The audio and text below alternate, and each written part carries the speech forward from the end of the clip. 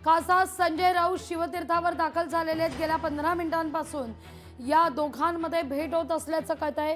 राऊत आणि राज ठाकरेंमध्ये युतीची चर्चा होण्याची शक्यता वर्तवली जाते। ठाकरेंच्या शिवसेनेकडून निरोप घेऊन या ठिकाणी मनसे करता संजय राऊत शिवतीर्थावर दाखल झाल्याची ही दृश्य आपण पाहतोय।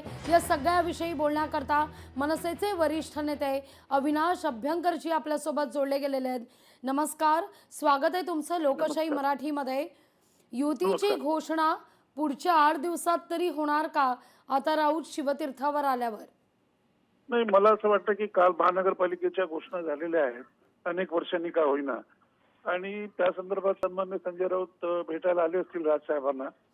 कुठलीही घोषणा जर करायची असेल तर आमच्या पक्षाच्या वतीने ती सन्मान्य राजसाहेब ठाकरेच करतील, आणि ते जे सांगतील ते नक्की महाराष्ट्राच्या हिताचं असेल आणि भल्याचं असेल।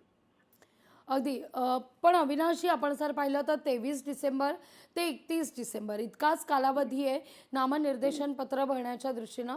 त्यामुळे आधी कुठेतरी इच्छुकांच्या मुलाखती असू दे किंवा जागा वाटपाचं सूत्र हे देखील फिक्स होण्याची दाट शक्यता वर्तवली जाते।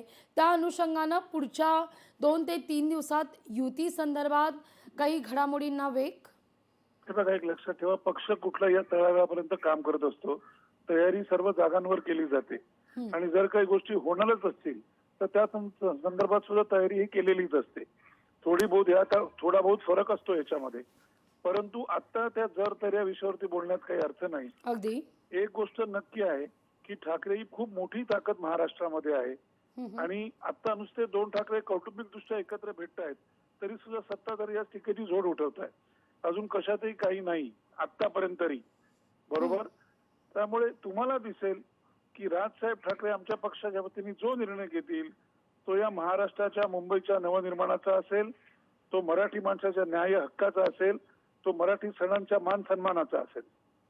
अगदी अविनाशी, खूप खूप धन्यवाद आमच्याशी संवाद साधलात त्याबद्दल।